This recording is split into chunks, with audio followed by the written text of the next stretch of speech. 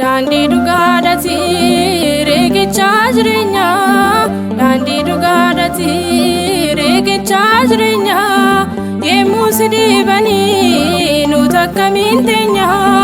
Dhiigaan nuuf kennamtee tawaayidoon kan keenya. Yemmuu si dhiibanii nuti akkamiin teenya. Dhiigaan nuuf kennamtee tawaayidoon kan keenya. Daandii dhugaadhaati riqichaa jireenyaa. Daandii dhugaadhaati riqichaa jireenyaa. Yemmuu si dhiibanii nuti akkamiin teenya. Dhiigaan nuuf kennamtee tawaayidoon kan keenya. Yemmuu si dhiibanii nuti akkamiin teenya. Dhiigaan nuuf kennamtee tawaayidoon kan keenya.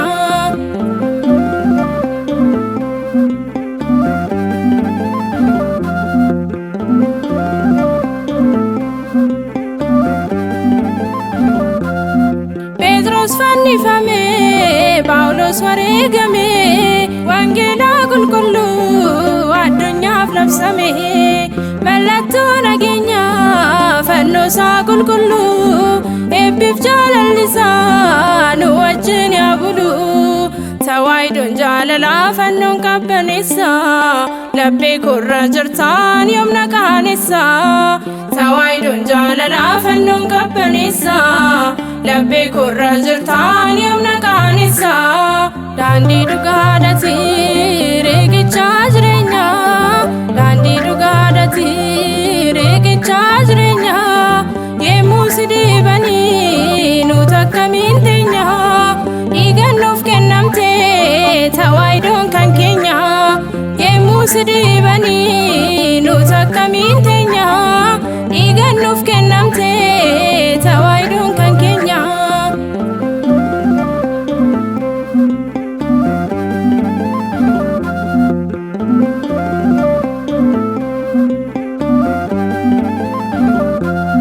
Kanaaf wareeganii qulqulloonni biyyaa, yoomuun dagatamu kan bara Libiyaa. Waa hedduudha taanee fannoo gooftaa baannee, qooda fayyisuusaaf ibiddaaf laatamne.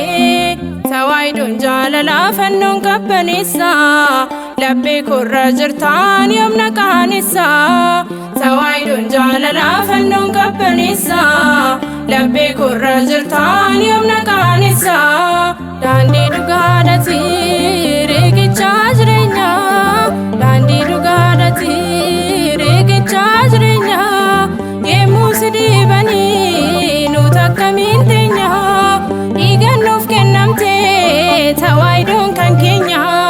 Yemmuu si dhiibanii nuti akkamiin teenya. Dhiigaan nuuf kennamtee tawaayidoon kan keenya.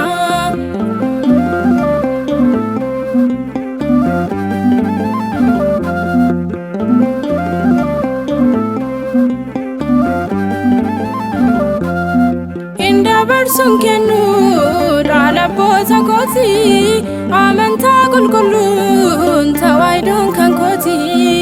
Anaaf siif kenname beekadhu yaa namaa, iddoo qulqulluuti kottaa eebbifama. Tawaayidoon jaalalaa fannoon qabbaneessa, laphee korra jirtaan yoomna qaanessa. Tawaayidoon jaalalaa fannoon qabbaneessa, laphee korra jirtaan yoomna qaanessa. Daandii dhugaadhaati riqichaa jireenyaa. Daandii dhugaadhaati riqichaa jireenyaa. Yemmuu si dhiibanii nuti akkamiin teenya. Dhiigaan nuuf kennamtee tawaayidoon kan keenya. Yemmuu si dhiibanii nuti akkamiin teenya. Dhiigaan nuuf kennamtee tawaayidoon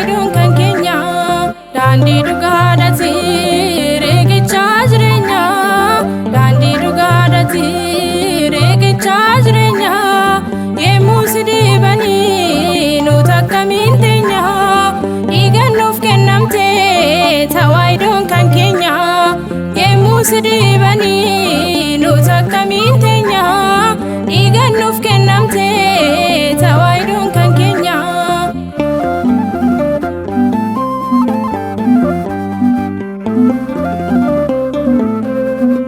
nuka kasi kan nu jalqabsiises kan nu xumursiise waaqni Abrahaam kan Isaaqii fi Yaaqoob lafa irraa hanga Ariyam teessoo isaatti kan galatoomee nuuf haa ta'u bara baraan. Ameen.